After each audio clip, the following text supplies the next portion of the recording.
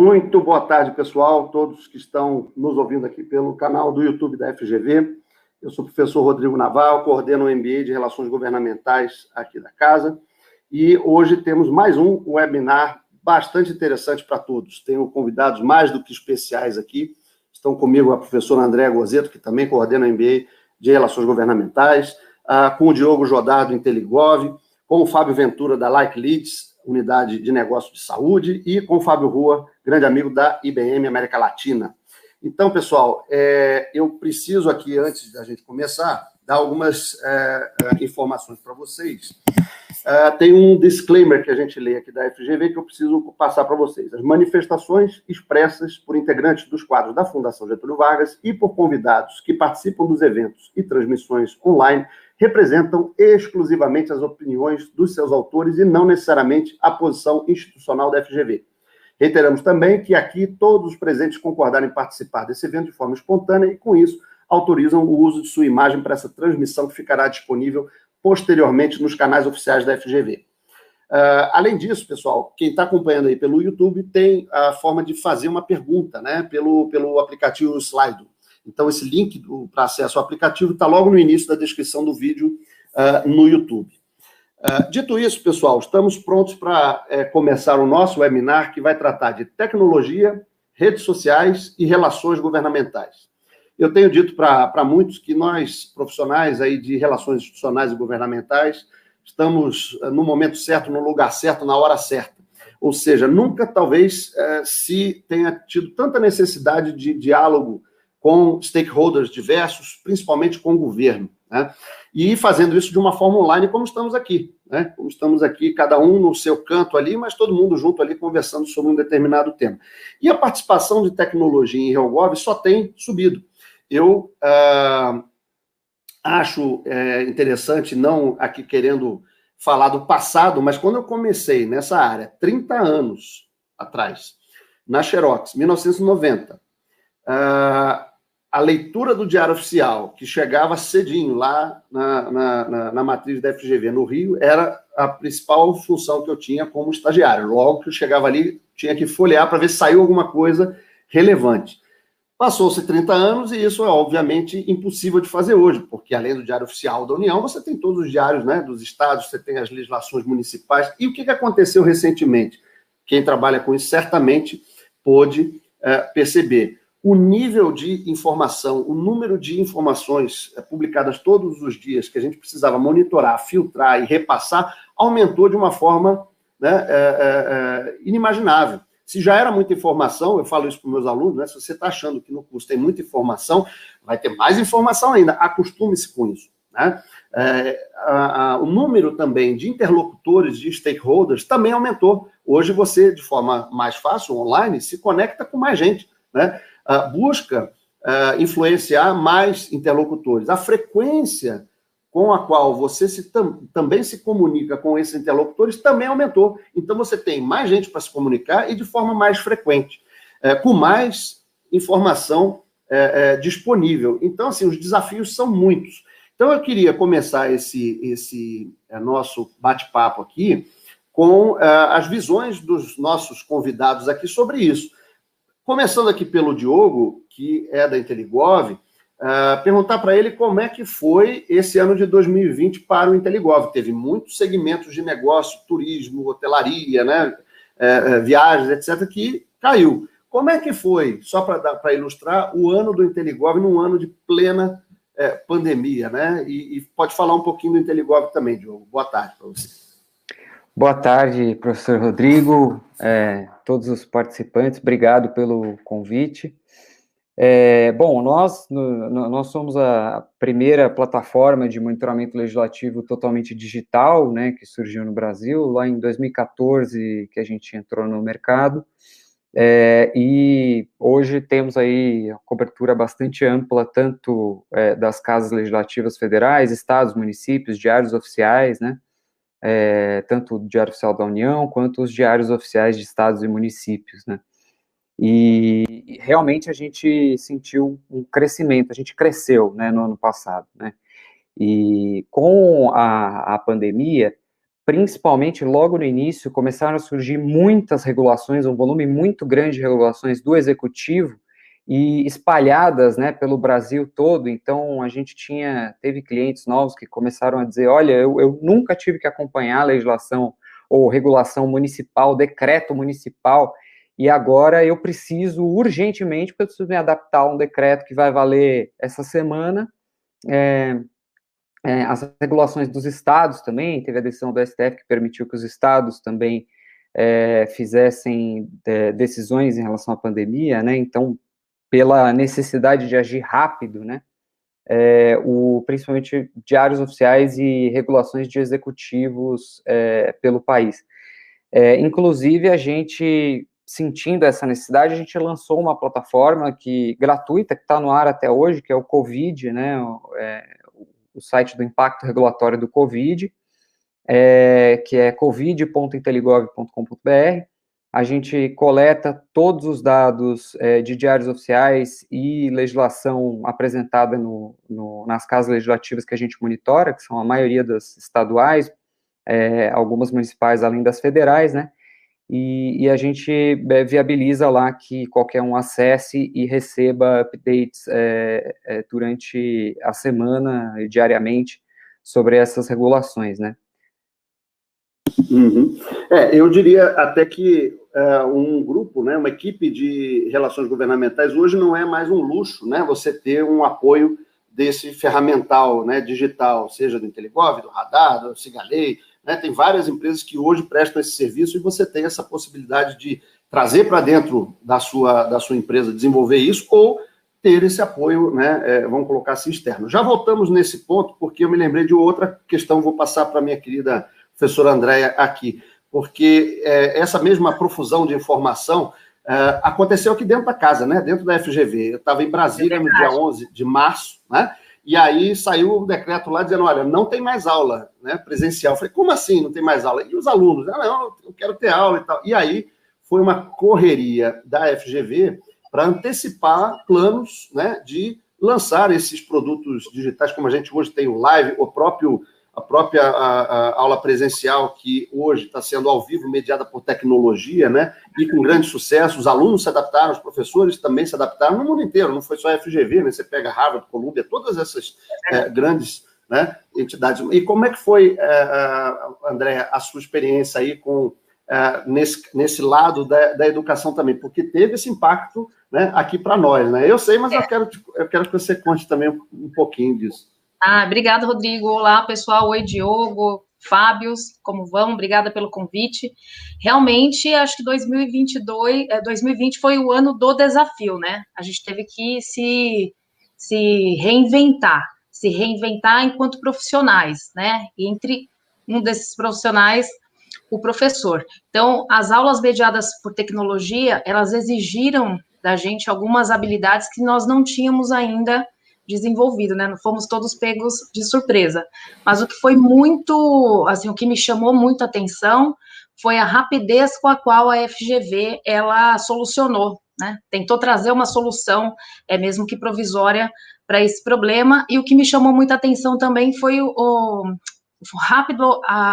rápido reconhecimento dos alunos de que essa era uma boa solução, né? Então, as aulas mediadas por tecnologia, nós já estamos há quase um ano nesse formato, né? Quase um ano, exagerei, uns 8, 10 meses nesse formato, mas tem se mostrado um formato muito bom, muito interessante, né? E, inclusive, eu acho que veio para ficar, né? Como o Rodrigo mesmo colocou, né? Os produtos live, eles vieram para ficar.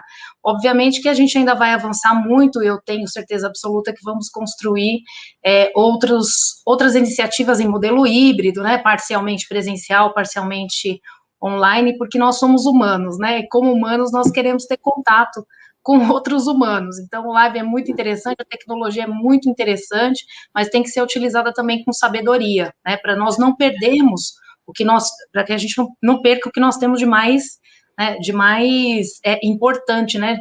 De maior valor.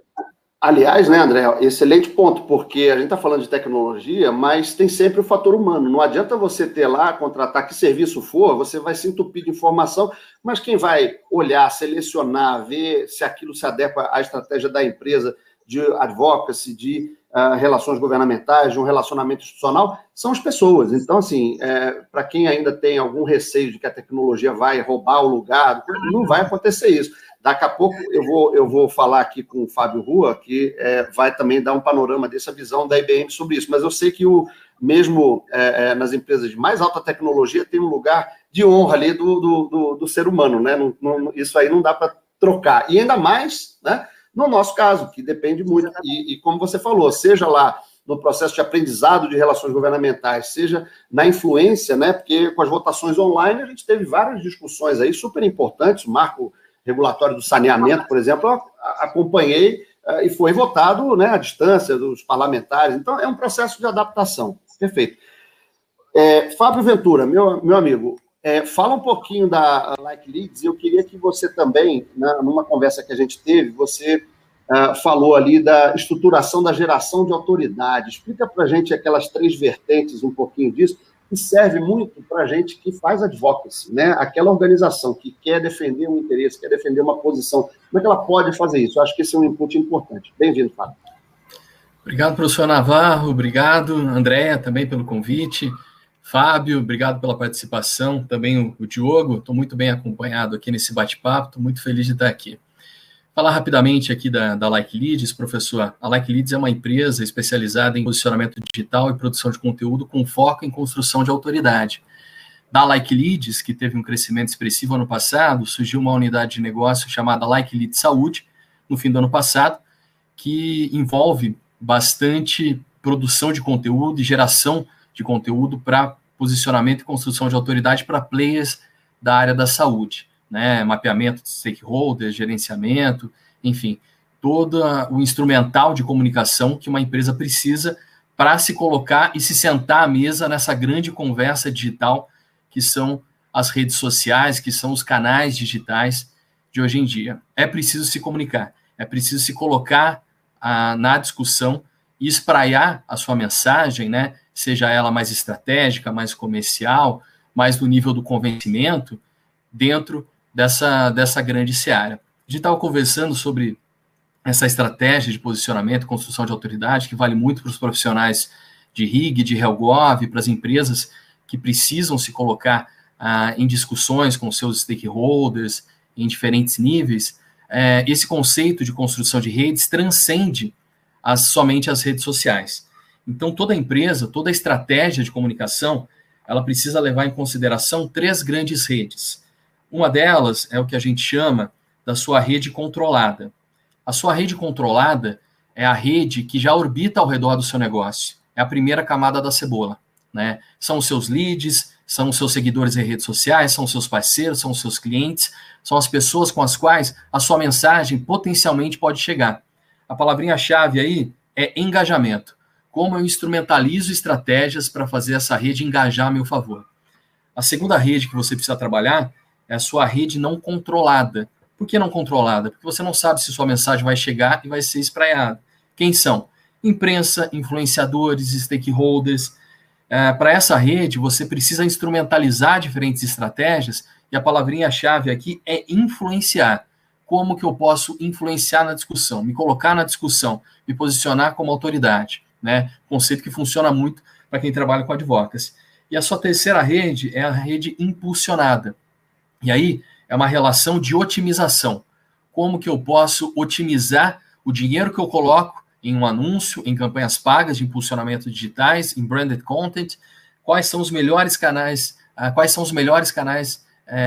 De conversão, né? Como que eu posso gerar isso de forma estruturada, metrificada? E aí a palavrinha-chave é otimizar. Aí é quase uma conta matemática mesmo, qual que é o seu custo de conversão, de geração de leads, de repercussão que você tem.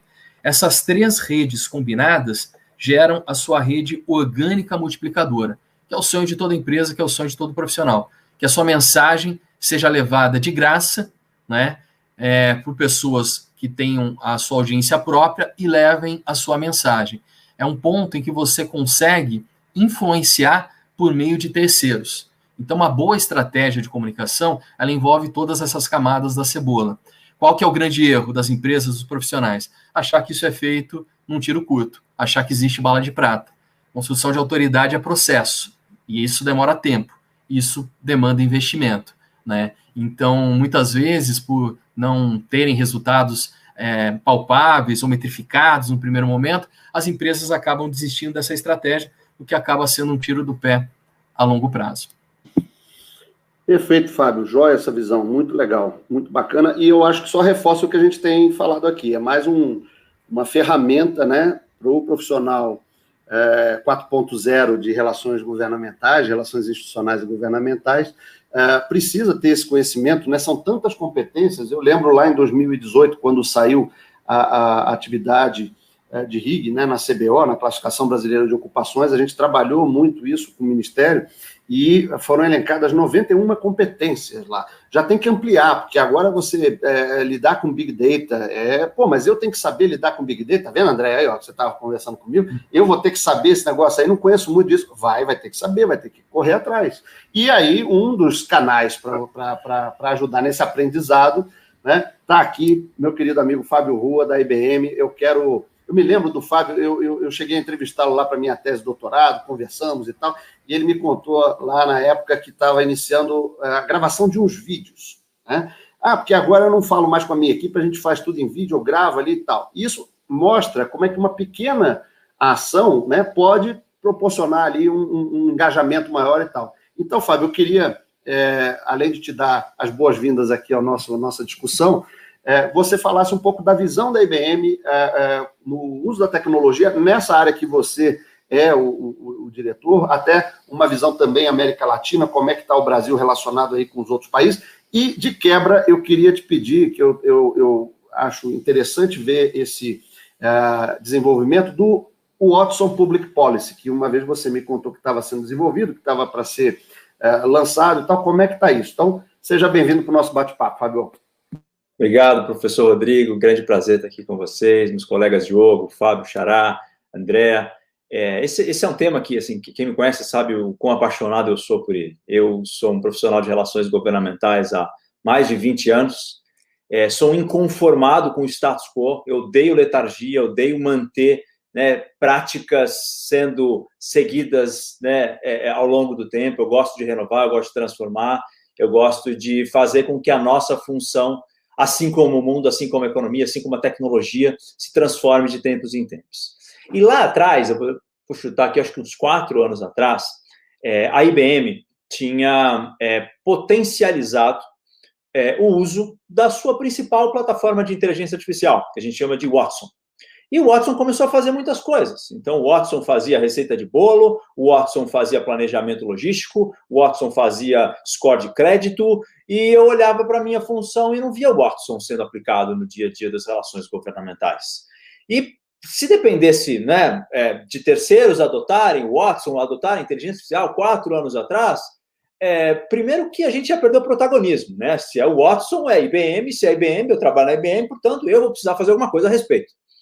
E fizemos. Então, a gente entendeu que o Watson também podia ser utilizado de uma maneira ainda experimental, mas para ajudar a gente a ser mais inteligente no nosso processo de monitoramento de issues e relacionamento com stakeholders.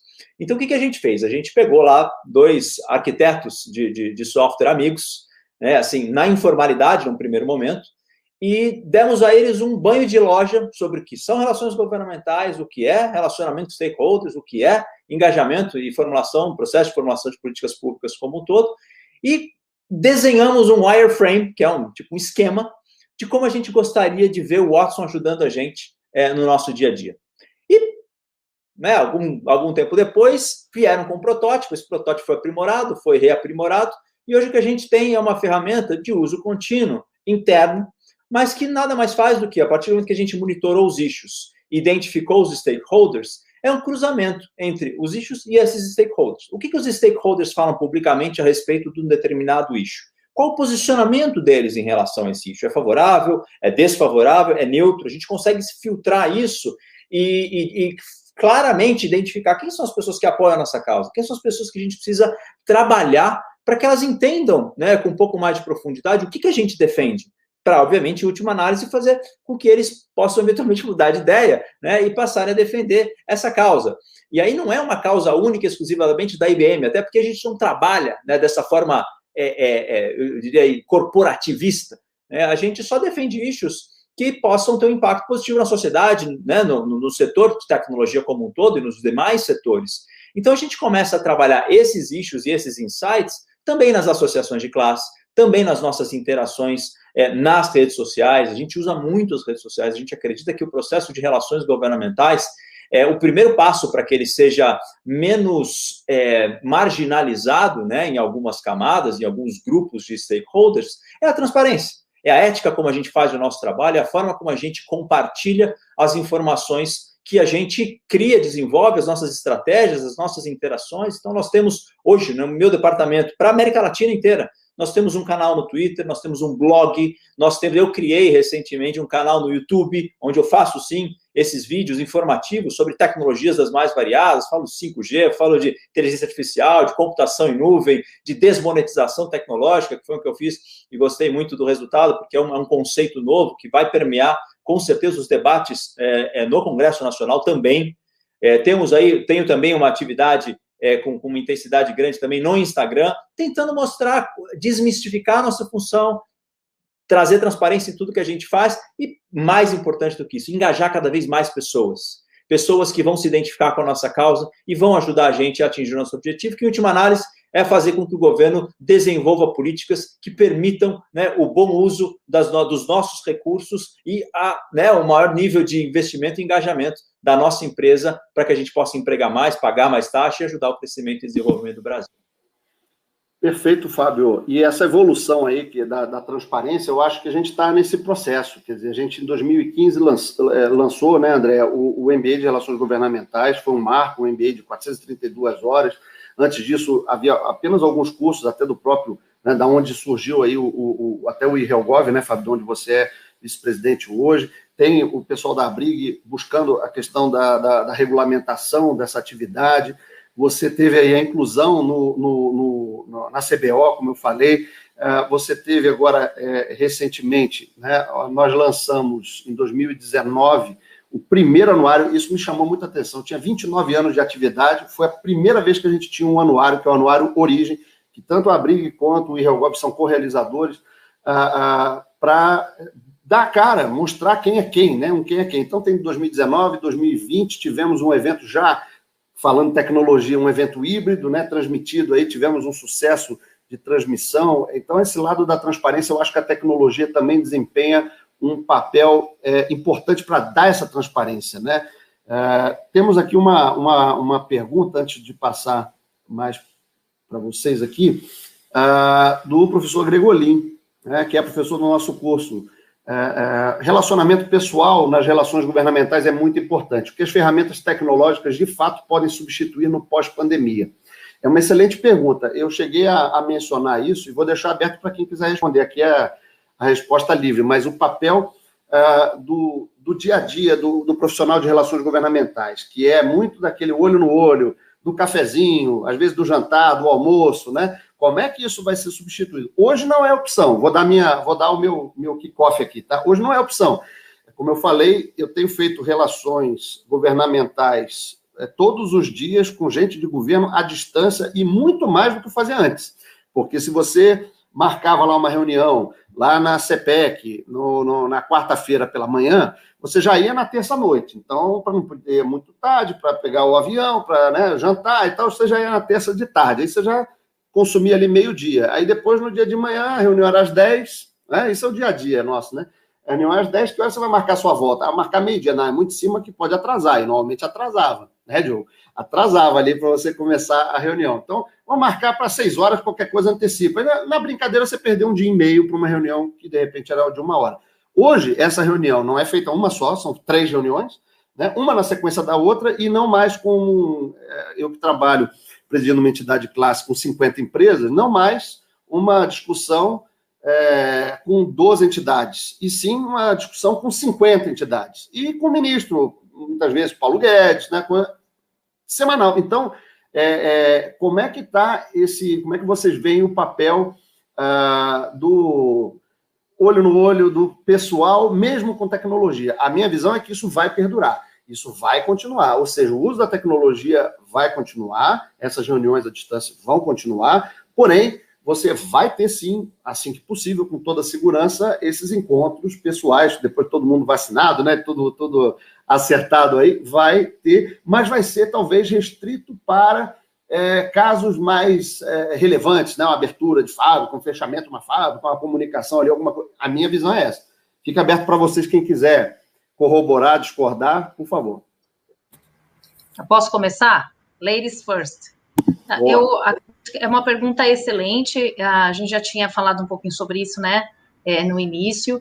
Eu acho que caminhamos para um formato híbrido e realmente dá muito mais celeridade, né, ao nosso dia a dia, às vezes até demais, né, que eu não sei se já aconteceu com vocês, mas houve dias em que eu estava na minha casa e não conseguia almoçar, porque é uma reunião em seguida da outra, a gente não tem tempo para respirar, isso também a gente precisa calibrar melhor, né, como que organizamos o nosso tempo. Mas eu queria chamar a atenção, eu conversava sobre isso ontem com os meus alunos da turma 7 de Brasília, que tem um artigo muito interessante do Conor McGrath, que se chama The Ideal Lobbyist. Eu adoro esse artigo, né? Eu acho que ele é muito interessante, porque ele fala sobre a importância de características pessoais para o profissional de Public Affairs, né? Para o lobista, para o profissional de RIG, como quiserem chamar. E a primeira característica pessoal mais importante é a capacidade de ouvir. E a segunda mais importante é a capacidade de observar. Observar também o ambiente no qual o tomador de decisão está, né? Então, nesse sentido, a tecnologia, ela nos atrapalha um pouco, né? Porque a gente fica muito enquadrado aqui. Fica extremamente enquadrado, você não tem mais aquela experiência, por exemplo, de entrar no gabinete, né, do parlamentar, de olhar as fotos em cima da mesa do parlamentar, porque as fotos que estão em cima da mesa do parlamentar dizem muito sobre ele e sobre as preferências dele, né? Os livros na estante que aquele parlamentar, o Fábio dá para ver, os livros, né, que o parlamentar lê, né? O time de futebol que o secretário ou o ministro torce, né? Mas, em compensação, então, André, deixa eu te interromper. Em compensação, usando a tecnologia, você sabe tudo isso e muito mais, até do que o cara lá atrás que você... se ele tiver no Instagram, no Facebook, né? Aí nós vamos entrar no outro ponto já, que é o ponto de redes sociais. Twitter. Exatamente, mas é justamente isso que eu ia chamar a atenção, né? Quer dizer, eu acho que é uma forma diferente de você buscar essas informações. Se antes a gente precisava desse encontro presencial para ter esse feeling, né, para observar, o Conor McGrath usa, inclusive, um exemplo que eu gosto muito, e eu sempre uso nas minhas aulas, que ele fala assim, se você quer conhecer aquele tomador de decisão, vá assisti-lo em ação. Então, é um parlamentar, vá ver como ele se comporta numa comissão. Quando que ele levanta, quando ele senta, quando é que ele pega no celular, né? Quando que ele perde, quando que a pessoa perde a atenção dele. Então, isso, para o profissional de RIG, é muito importante, né? A tecnologia, até as comissões nem estão funcionando, então, hoje já não daria para fazer isso. Mas o Instagram, Facebook, LinkedIn, a gente não pode esquecer também, né, gente, que as redes sociais, elas mostram só a nossa face mais glamurosa, né? Então, isso nós vamos abordar já nessa segunda parte. Os tombos que leva, né? Então, quer dizer, esse é um outro ponto. É um ponto que é importante, mas nesse sentido, eu acho que jamais, principalmente profissional de RIG, a tecnologia vai substituir, né? Acho que estamos muito bem nessa atividade, porque nunca vamos ser substituídos por um robô, até por conta da nossa capacidade de fazer leitura de cenário e análise, né? Pode ser que a inteligência artificial, ela realmente tenha um desenvolvimento incrível, mas ainda acho muito difícil do robô conseguir ver, sabe, sabe quando a gente sente aqueles vários tons de não do tomador de decisão, né? A gente que trabalha com parlamentar sabe que eles falam sim dizendo não, isso a máquina não consegue identificar ainda, né? Sabe que tem um site que é Will Robots Take My Job, né? Você coloca lá, você escolhe qual é a profissão e tal. Então, enquanto motoristas e tal estão lá com You Are Doomed, né? 94% de chance da sua profissão sumir, contadores e tal, cientistas políticos, lobistas, etc., aí está totally safe. Eu acho que o Fábio Rua queria fazer um comentário também, né, Fábio, sobre esse assunto. Não, rapidamente. Eu tenho esse viés, né, favorável às tecnologias, sem dúvida alguma, e eu acho que elas mais aproximam do que distanciam nesse caso. os parlamentares ou os atores políticos com os quais a gente se relaciona, eles sacaram o poder da internet muito antes que a gente, muito antes que as empresas, e eles fazem esse trabalho que, sim, mostra a face mais, né, dourada, mais bem pintada de cada um deles, mas a sociedade também, né, dá uma cavocadinha, a imprensa dá uma cavocadinha, a gente consegue ver, sim, as nuances, consegue ver os dois lados da moeda, e a interação que a gente tem hoje com essas pessoas é uma interação muito mais próxima, né? A gente pode não estar olhando, não pode estar não tocando e vendo essas nuances todas que a Andrea bem mencionou, mas a gente tem uma informalidade maior no trato, e essa informalidade aproxima, né? Como diz o Rodrigo, poxa, a gente vai fazer uma reunião na CPEC, não chama reunião, chama audiência. E para marcar uma audiência na CPEC, você não manda um WhatsApp para a secretária pedindo, né, a audiência. Você tem que mandar um ofício, você tem que mandar uma carta toda rebuscada. É um processo de confirmação, de despachar com o ministro, despachar com o secretário, que,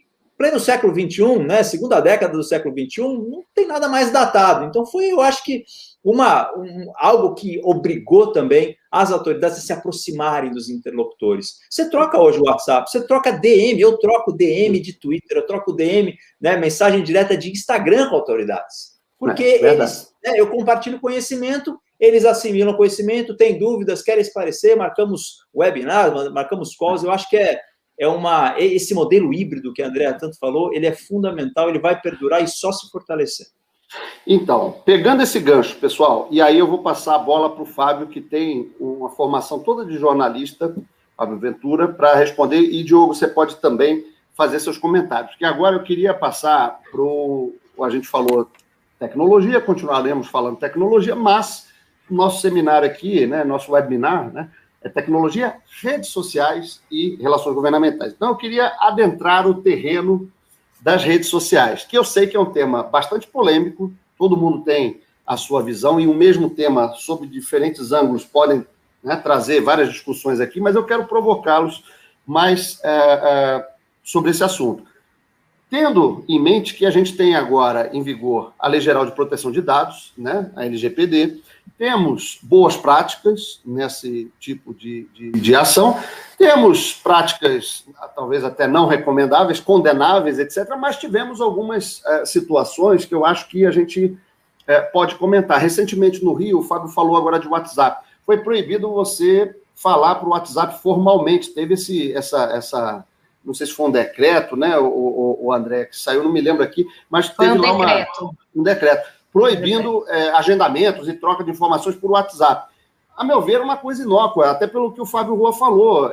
Isso é inevitável. Você tem, até dentro aqui, com os alunos, você tem lá um ambiente, vamos chamar, oficial, que é o ICLES e tal, mas você tem grupos de WhatsApp que o pessoal troca, agilidade, não tem como você deter isso, né? Você tem que conviver, tem que aprender a fazer isso. Mas o episódio que aconteceu lá do Twitter e do Trump, Fábio, como é que você vê isso? Quer dizer, de novo, tem vários ângulos, você pode enquadrar pelo ângulo que você quiser, né? Mas aqui a gente não vai discutir, né, políticas, vieses políticos e tal, mas sobre o ponto de vista de boas práticas, de o que deve se fazer, o que não deve, tanto do lado da empresa, né? A empresa privada tem o direito de colocar quem eu quiser, é mesmo? Então você declara isso, né? Ou declara diferente, mas o outro está lá, por que saiu um, não saiu o outro? Quer dizer, não está mais complicado a vida, quer dizer, esse é um outro aspecto. A tecnologia vem facilitar a nossa vida pra caramba, né? Legal. Mas, ao mesmo tempo, vem trazer tanto mais informação que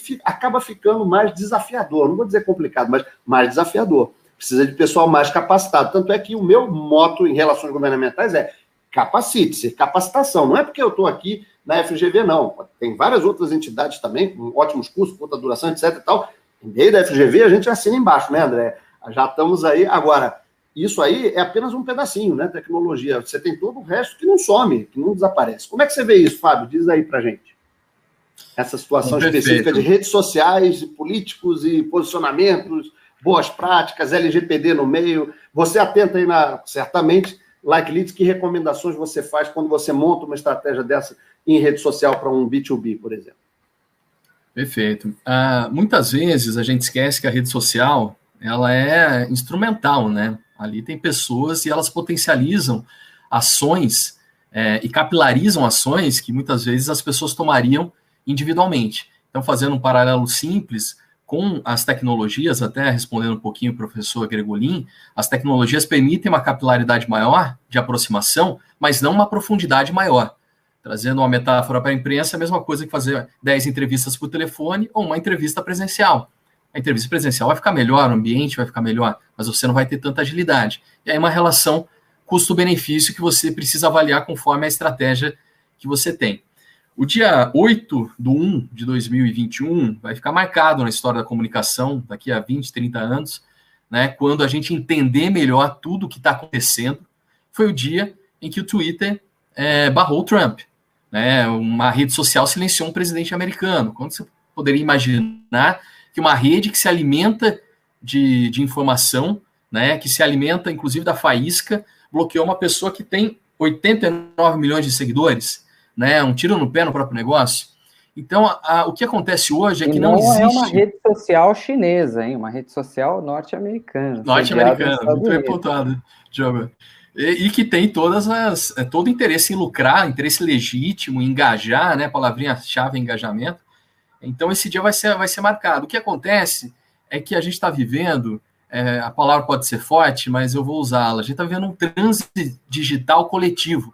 Ninguém sabe direito ainda qual que é o protocolo, como é que se faz, como é que se não faz. Eu tenho certeza que daqui a 20, 30 anos, quando algum pedagogo observar que crianças usam celular 4, 5 horas por dia, é como a gente olha hoje crianças fumando há 30 anos, entendeu? É uma coisa absurda. Né? Eu acho que vai chegar num nível, vai piorar antes de melhorar, mas vai chegar a um nível em que vai ter uma civilidade maior nas redes sociais. Por enquanto, é uma terra sem lei que a gente está se adequando aos protocolos vigentes.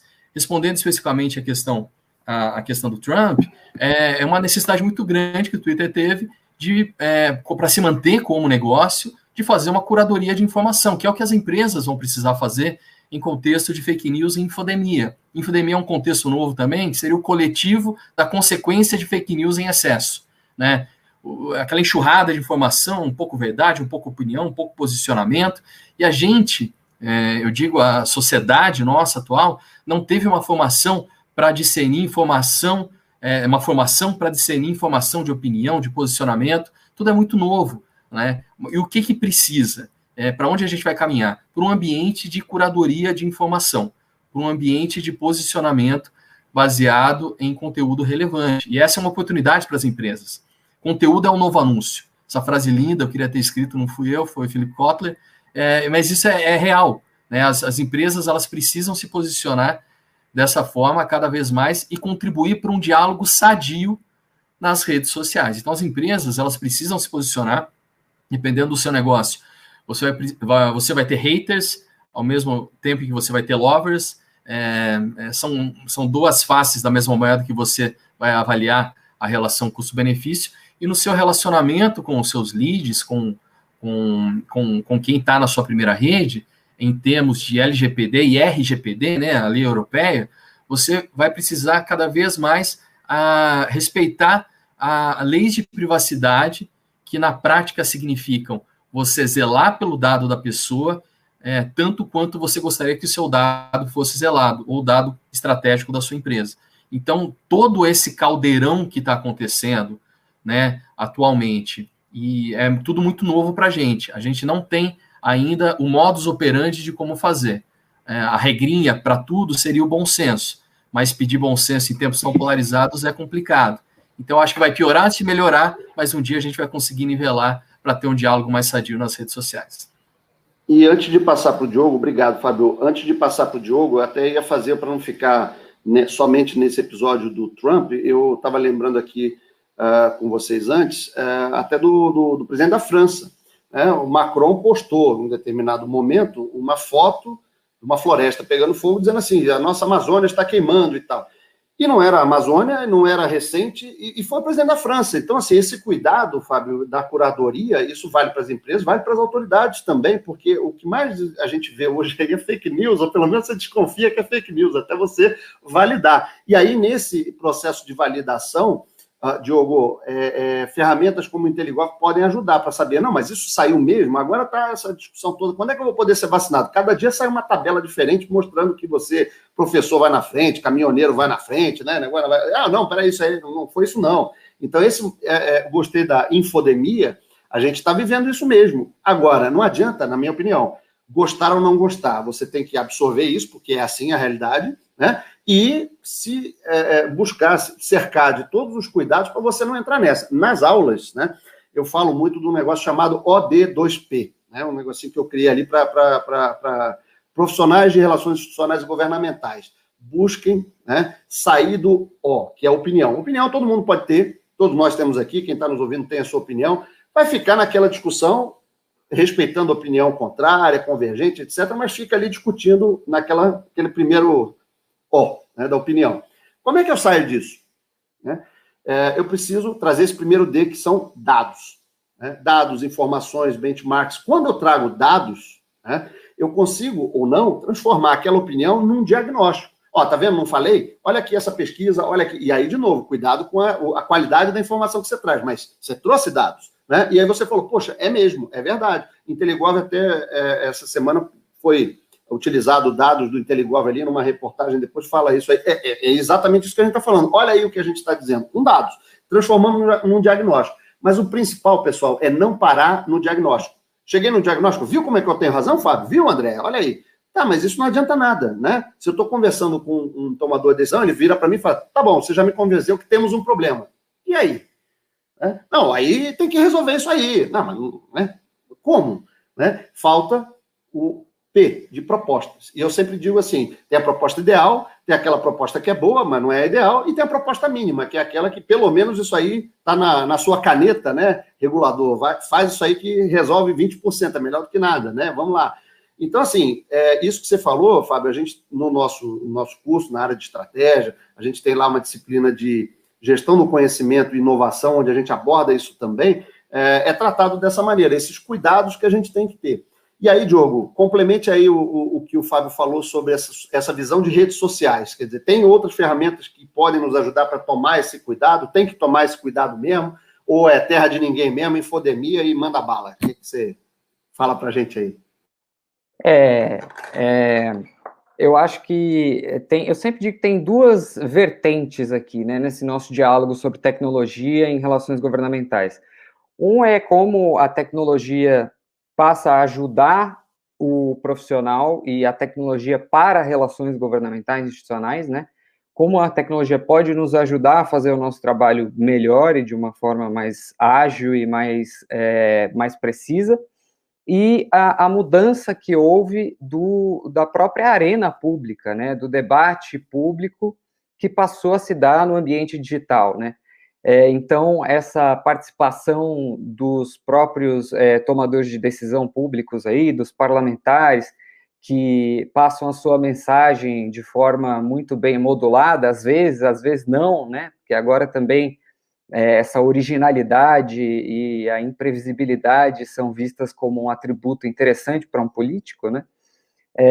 Então, aí a gente passa a ter que fazer o nosso diálogo com interlocutores, muitas vezes no ambiente digital, né? Tem até o livro lá do professor Renard, que é o lobby digital, né? Que é interessante esse conceito. A gente até fez uma entrevista com ele, que está no nosso blog da IntelliGov. Então, são essas duas vertentes, né, que acho que existem aqui, que a gente deve considerar, e é uma forma interessante de compartimentalizar isso. Quanto à inteligência artificial e a tecnologia tomar o lugar do profissional, acho que isso é um ponto interessante de comentar também. Acho que nesse P que você coloca aí, professor, quando entra o ser humano, né? A não ser que a gente entre num universo Matrix, que ninguém mais vai existir, vai todo mundo ficar somente ali na realidade virtual, né?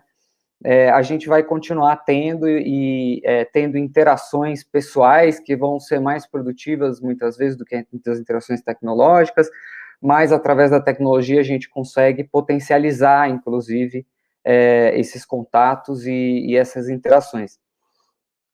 E sobre as redes sociais e esse debate, eu acho que é um debate muito delicado até, por tratar de pontos primordiais aí dos próprios direitos da humanidade, né, o direito à liberdade de expressão, né, e esse debate fica bastante delicado, mas ao mesmo tempo que é um princípio a liberdade de expressão, todos os princípios, né, têm que ser balizados, né? Não são absolutos, nunca são absolutos, né? Então, quando você infringe outros princípios e outros direitos fundamentais, você tem que ter algum tipo de restrição para esse direito, esse princípio, né? Como o caso da liberdade de expressão.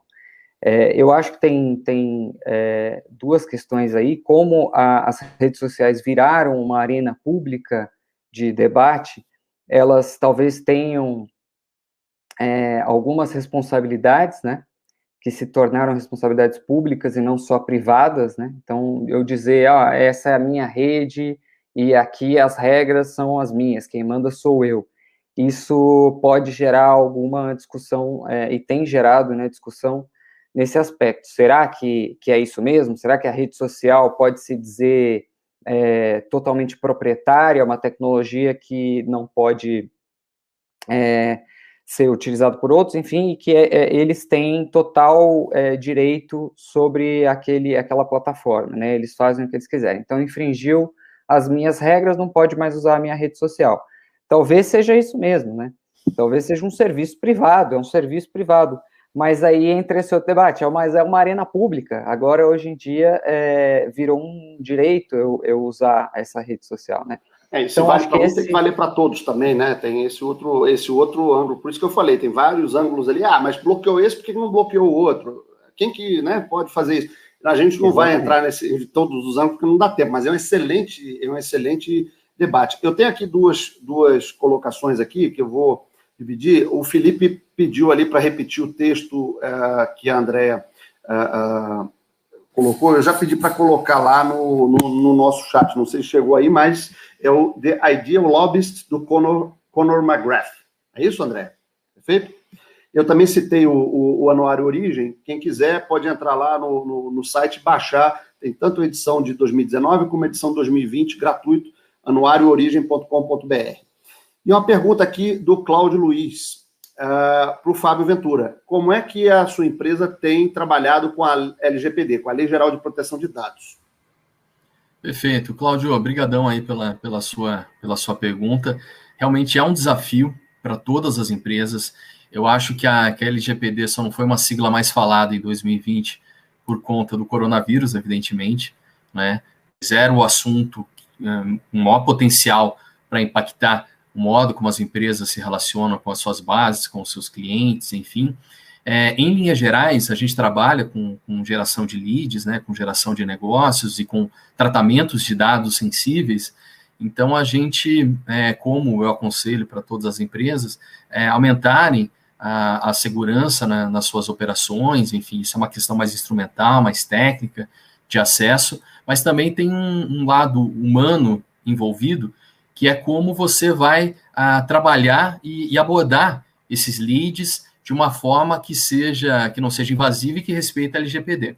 Por exemplo, hoje é muito mais recomendado você esperar o seu potencial lead, parceiro, cliente, prospects, as denominações variam muito, entrar em contato com você, permitir a aproximação e consentir com o tratamento dos seus dados e receber as suas comunicações, do que você fazer o caminho inverso, do que você fazer aquela prospecção outbound, no sentido de que você vai para o mercado, pega uma base grande de contatos, de leads, sai mandando e-mail para todo mundo. Eu não recomendo que isso seja feito. Ainda não há uma jurisprudência clara, né, mas com certeza não é uma prática bem vista para o mercado, e daqui a pouco isso aí vai virar decisões judiciais contrárias para quem faz isso. A LGPD, ela prevê algumas normativas, né, para tratamento de bases, consentimento, legítimo interesse, contrato pré-existente, obrigação legal, tutela da saúde, enfim. Então, você tem que trabalhar a sua base e justificar por que você está tratando esses dados com base nessas cláusulas. Um problema grande é o que fazer com bases retroativas. Então, por exemplo, eu tenho uma base grande de e-mails, de contatos, que eu sempre trabalhei, alguns respondem, outros nem abrem e-mail, ou não veem as minhas mensagens. O que eu faço com essa base que eu puxei antes da LGPD? Ainda não existe uma lei específica para isso, porque a LGPD é uma lei muito mais conceitual do que técnica, mas é uma boa prática você revalidar essa base. Será que essa base quer continuar recebendo e-mail? Será que essa base ainda está orbitando ao seu redor? Porque se não está, e ela não quer receber, é melhor você limpar a sua base e começar de novo. Né? É uma prática muito mais elegante, mais inteligente, que gera mais negócios a médio prazo. Mas tudo isso ainda são questões que vão ter respostas mais definitivas em breve, quando o judiciário se posicionar, quando essas práticas ficarem mais efetivas. O que é claro, não se faz mais hoje o que se fazia há 1 ano, 18 meses atrás.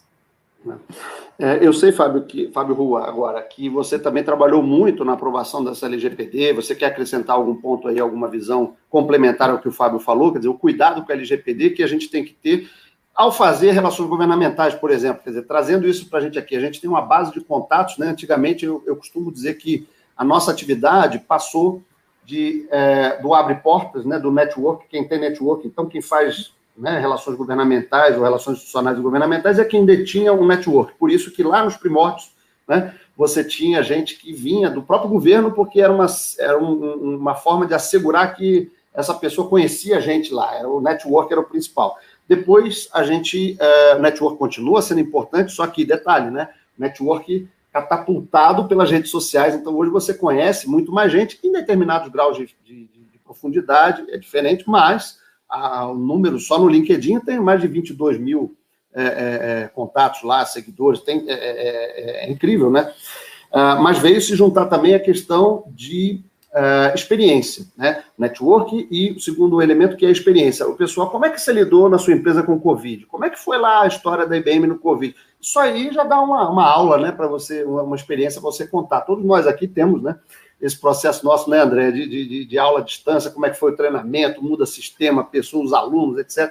Então, experiências, né, de sucesso, de aprendizado. E um terceiro componente, que é a capacitação. Eu costumo dizer isso, saiu do network para network, mais experiência, mais capacitação. Por quê? É tanta coisa nova que a gente tem que aprender. No nosso próprio curso mesmo, tem 18 disciplinas, né?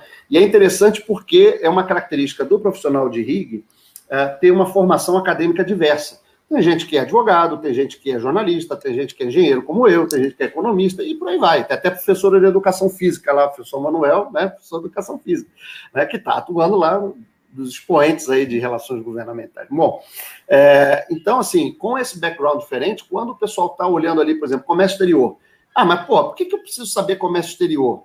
Né? Se eu não lido com comércio exterior, pode não lidar hoje, mas amanhã pode aparecer você incluir um determinado produto no Mercosul, na negociação Mercosul-União Europeia. Como é que você vai começar a discutir isso aí, porque é você que vai começar essas discussões, mesmo tendo um técnico do seu lado, sem ter a noção sobre isso, né? E da mesma forma, isso vai acontecer com o Big Data, né? A gente até tem uma disciplina, como eu falei, gestão do conhecimento e inovação, que foi colocada para isso. É o espaço que você tem ali para discutir essas questões que a gente está aqui mencionando. Mas voltando, Fábio, o que você pode agregar nessa discussão super importante, até porque é lei, né? E se você pisar na bola, você pode ser punido, as punições estão aí, né? E está começando. E tem muita gente que ainda não atentou para isso, que precisa, né, atentar para o que a Lei Geral de Proteção de Dados preconiza.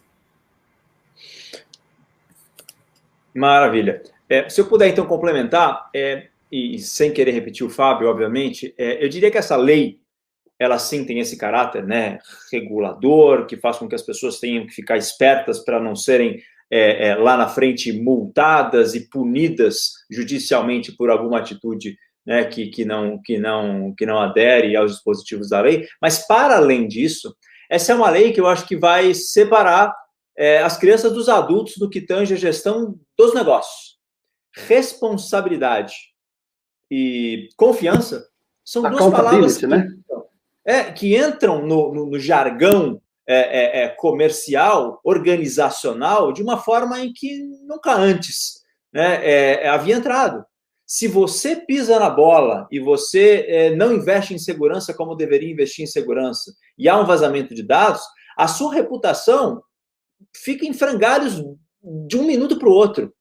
Se você não entende que o maior ativo que a sua empresa tem são os dados dos seus clientes, e você usa isso de forma leviana e irresponsável, não vai demorar muito até que você seja exposto e tenha que fazer, né, pedidos de desculpa formais, tenha que se expor negativamente. Muitas vezes, né, empresas abertas que perdem valor de mercado de uma hora para outra, a depender da forma como elas lidam com esse tipo de coisa. Então, eu acho que uma lei de proteção de dados, como é a LGPD, a GDPR na Europa, e cada vez mais a gente verá em todos os países do mundo algum tipo de regulamentação para garantir a privacidade do uso dos dados, se transforma num diferencial competitivo, fazendo com que as empresas sérias encarem isso como, né, o principal mantra da sua organização, e as empresas que acham que ainda podem, né, vão mandar spam aqui, vão mandar spam ali, preciso dessa lista, vou pegar, não sei o quê, essas empresas aprendem na marra que esse tipo de comportamento não é mais aceitável no mundo de hoje.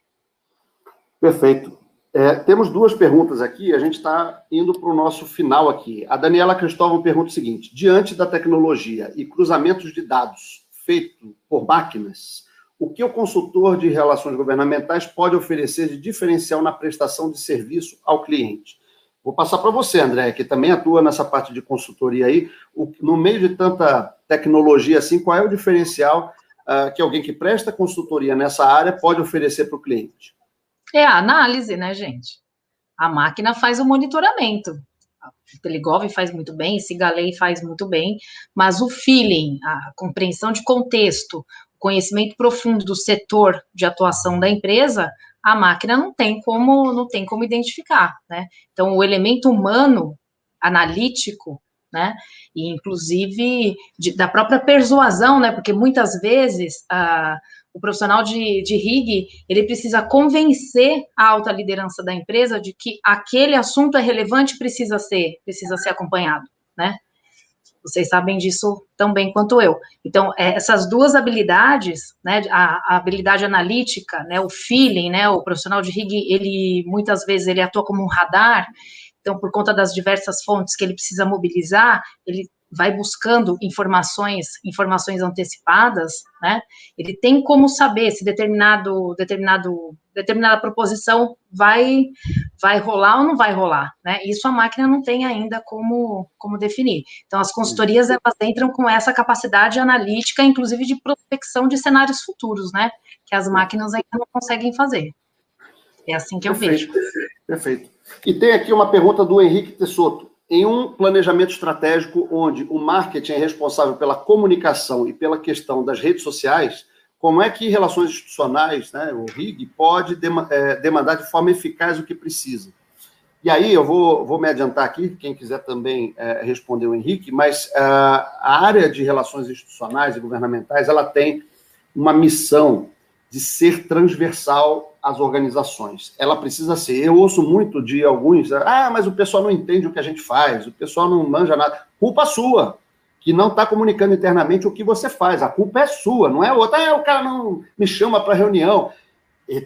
Não é que tem que chamar ele, você que tem que mostrar que você é importante ali. E será, porque é uma das poucas áreas que conversa com jurídico, com manufatura, com marketing, com imprensa. Ela é transversal, ela deve ser. Mas ninguém me chama.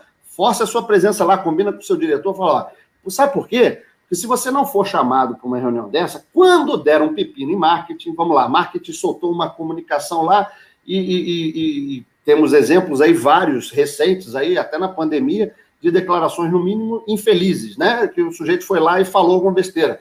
Catapultado pelas redes sociais, tem até empresa que está sofrendo bloqueio lá, né? Campanha para não ser servido lá, etc. Então, se tiver um problema, sabe quem que vai ser chamado para tentar ajudar a resolver o problema? Você, profissional de RIG. Né? Então, se você vai ser parte da solução, seja parte do problema também, ou seja, começa ali conversando. E isso não é uma dica, né? É uma melhor prática, a gente falou aqui de melhores práticas, que eu diria, o profissional de relações institucionais e governamentais, a área, ela tem que participar desde o início, tendo assim na cabeça, como a gente fala lá no curso, as 3 etapas de pensamento estratégico, planejamento estratégico e implementação, monitoramento, ela tem que estar desde o pensamento estratégico, desde o campo das ideias. Que tal se a gente fizesse tal coisa? Tem que estar lá isso, pessoal. Eu aprendi muito isso numa área polêmica, teve até um outro webinar realizado pela FGV que eu conduzi, que foi muito legal, no setor de tabaco, quando eu trabalhei na Philip Morris. Antes de sair qualquer comunicação dali, do marketing, passava pelo jurídico, passava pela área de relações governamentais, para ver se não tinha algum furo. E aí eu vou encaminhar, Henrique, pegando o gancho da sua pergunta, para a última etapa aqui, a gente já tem mais de 1 hora aqui do nosso webinar. Então, eu queria propor para vocês pensarem assim, junto comigo, pensarem o que vai mudar, algumas mudanças que para essa área teria de um depara, tá certo? Pensem aí, enquanto vocês pensam, eu fiz uma listinha aqui que vai sair numa newsletter aqui da FGV, o pessoal da FGV depois pode enviar para vocês, para quem se inscreveu aí, que eu trato desses pontos. Um depara, né? A gente vai sair de interlocutores ou stakeholders para ecossistemas. Você não vai olhar um interlocutor isolado, você vai olhar um ecossistema. De defesa de interesses, a gente vai passar por uma sinergia de interesses. Não é só aquela defesa de interesse do setor privado, daquela empresa, perante um ministério. É a sinergia de interesses. Várias empresas, associações, vários governos, né, nível federal, estadual, municipal, etc. De temas, né, de issues isolados, para a gente ter uma abordagem mais holística. Isso aqui que eu estou fazendo vai ter que consequências, né? Do usual sustentabilidade, que muito se fala, para o ESG, né? Environmental, Social Governance e outras expressões como Stakeholder Capitalism, etc. Da inteligência de negócio, do Business Intelligence, para outros componentes de inteligência, inteligência cognitiva, inteligência emocional, que está tão em falta hoje em dia, né? Inteligência política, inteligência moral, de aspectos prioritariamente tangíveis, né, que você traduz ali no cifrão, para aspectos tangíveis, sim, né, mas também intangíveis em equilíbrio. A gente vai precisar olhar isso também. De objetivos de negócio específicos para algo mais amplo, como o legado, o propósito, a confiança que o Fábio colocou ali, o trust, né, essa palavra em relações governamentais, ela é chave, nunca foi talvez tão chave. De um discurso consistente, quer dizer, você sempre falar a mesma coisa, para o foco em resultados concretos, o alinhamento entre o discurso e a prática. É o que os americanos muito bem chamam de walk the talk, né? Não é falar uma coisa e fazer outra. E o pessoal está de olho. E, finalmente, de habilidades técnicas e sociais, de hard e soft skills, para competências híbridas. E a gente vai precisar aí ter os real skills, né? E aquilo que a gente já falou, de interações predominantemente pessoais para interações omnichannel, né? Para interações por múltiplos canais, incluindo o digital, mas não tão somente o digital. Então, eu fiz esse deparo aqui para provocar vocês para uma última rodada de o que vocês vislumbram nessa discussão que a gente teve aqui, muito interessante, do para frente. O que as empresas, o que os profissionais vão ter que ver, o que vai mudar. Vamos começar aí pela Andréa, no campo da educação. Andréa, eu sei que você é suspeita, mas você diria para o pessoal, assim como eu, capacite-se, porque, veja, se você ficar parado, já era? Não, já era, né? Hoje em dia, ainda mais, porque se a gente tem um mercado de RIG que ele cresce exponencialmente, né? Enquanto cresce o reconhecimento das organizações sobre o quão essencial o RIG é para a sustentabilidade dos negócios, na identificação de oportunidades e antecipação de riscos, cresce também a procura por profissionais cada vez mais qualificados, né? E os profissionais que já são experientes também precisam dessa qualificação. Por quê? Do meu ponto de vista, o que efetivamente toda essa tecnologia à nossa disposição garante? Garante que a gente tenha mais tempo para pensar no estratégico, garante que a gente consiga conceber ações mais proativas, né? Quando eu escrevi minha tese de doutorado em 2004, um dos grandes achados era que, primeiro, né, existia lobby lícito sendo feito no Brasil, e segundo, o lobby no Brasil era muito reativo. Passados 16 anos, o lobby no Brasil continua sendo reativo. E por que é reativo? Porque o profissional de RIG tem que fazer barba, cabelo e bigode e fica preso no operacional e no tático, né? E aí quem é que faz o estratégico? Se a máquina pode fazer o operacional para você Se você tem um analista que faz o tático, você consegue finalmente se desdobrar para o estratégico, gerando valor, então, para a organização na qual você trabalha. Show de bola. Diogo, no teu expertise aí, o que vai mudar aí? Mais clientes para o Inteligov aí? Vão demandar mais clientes, com certeza? Talvez? Como é que você está vendo isso? Bom, esperamos que sim, né? Mas com certeza, né? Eu acho que o feijão com arroz, que é o monitoramento e esse trabalho de acompanhar a realidade e as mudanças no cenário regulatório e político, isso vai passar a ser feito cada vez mais de forma automatizada, né, e digital.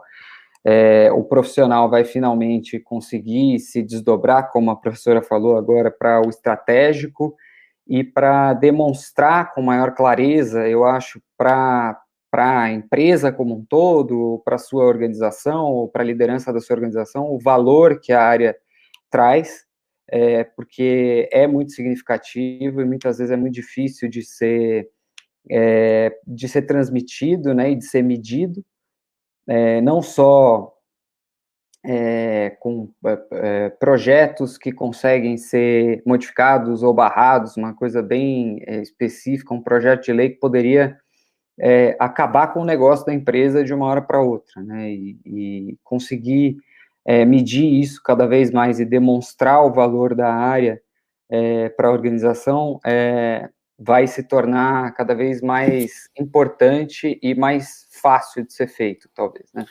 Perfeito, e esse é um ponto legal, né? Métricas, sempre a gente volta nesse ponto aí de como mensurar e principalmente como comunicar, mas só pegando o gancho para passar para o Fábio Ventura, a própria tecnologia pode ajudar. Eu falei aqui na resposta para o Henrique que a área de relações institucionais e governamentais tem que trabalhar em conjunto, então essa demanda do que ela precisa vai ser uma demanda conjunta também, porque você está junto ali no negócio. E isso também pode ser feito com o uso de tecnologia, né, para você permear de forma mais fácil assim a organização. Não tem mais que aquele profissional está lá em Brasília fazendo trabalho, não sei o que ele faz, não, tem que estar integrado, e a tecnologia, como a gente está fazendo aqui, pode facilitar isso.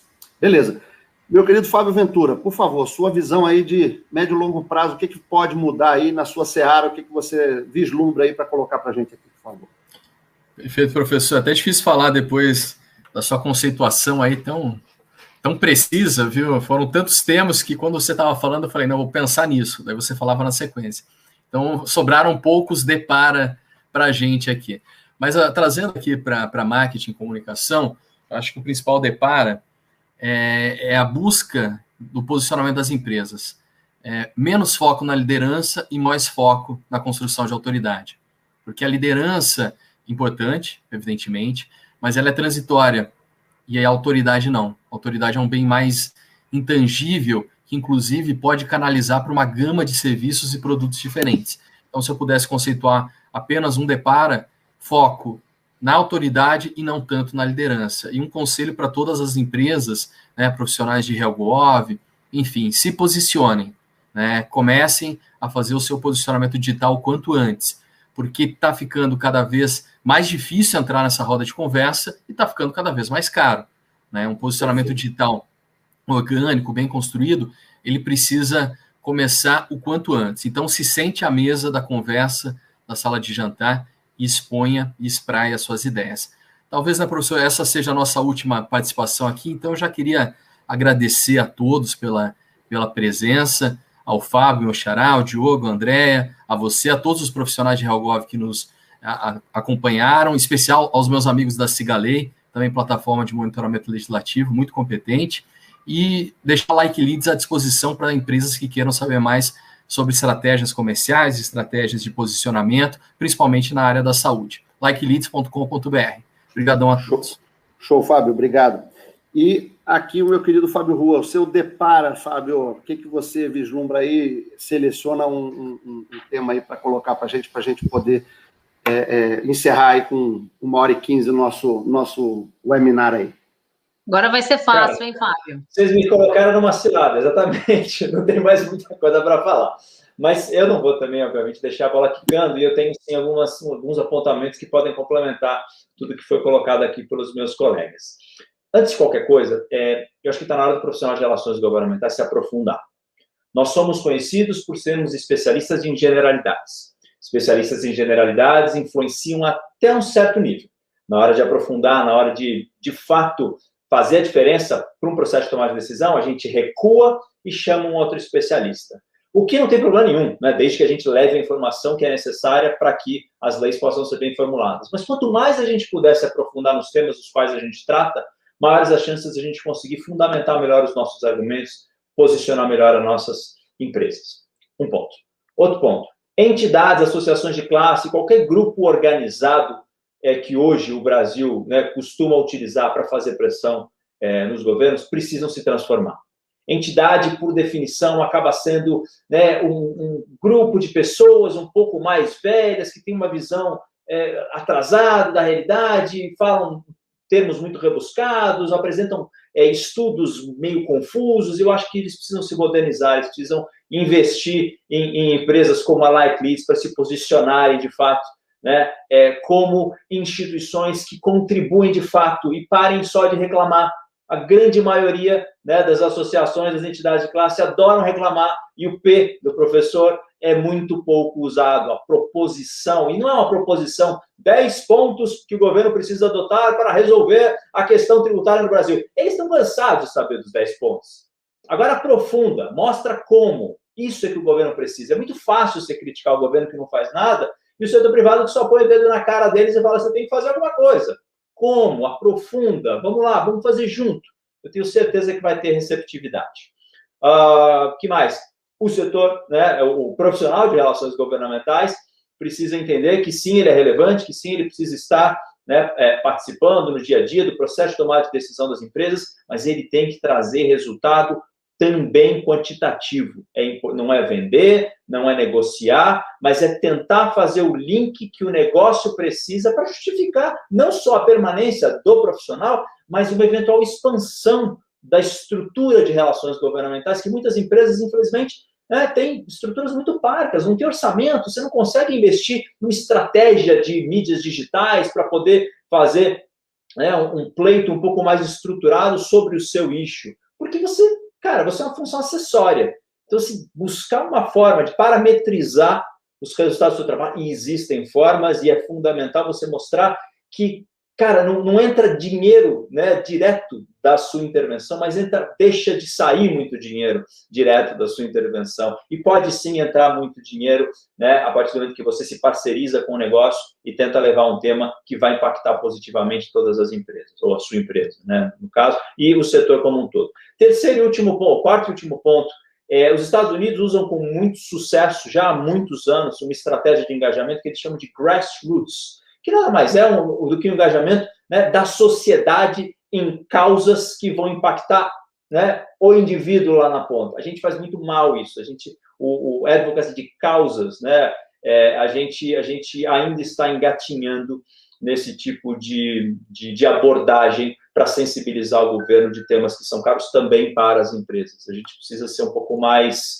e aí eu acho que é maduro mesmo, é sair das sombras, é mostrar o quanto que o nosso trabalho, a nossa atividade pode impactar o indivíduo lá na ponta. Então, deixo aqui essas 4 contribuições, não sei nem se fui redundante em cima de alguns dos pontos que foram levantados, mas são temas dos quais eu acredito que a gente precisa melhorar. Então, assim como me fez o meu xará, agradeço aqui o convite mais uma vez, sempre um prazer voltar à FGV, uma casa que já me acolheu também no meu mestrado e que hoje, né, me recebe aqui para poder compartilhar um pouco do que eu aprendi ao longo desses anos. Contem sempre comigo, foi um prazer.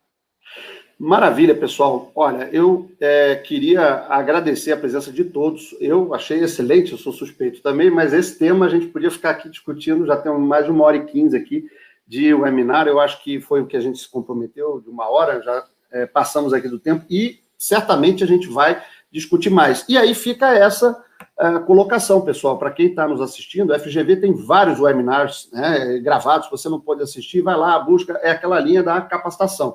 A gente vai ter uma aula experimental, né, do MBA Live, onde eu vou trazer o CEO da Tigre para conversar, mas já esgotou, tem 55 lugares. A aula experimental tem como se fosse uma aula mesmo, uma lotação esgotada. Então, a gente vai ter uma segunda aula no dia 9 de março. Acompanhe aí as redes da FGV, o LinkedIn, no meu também eu posto.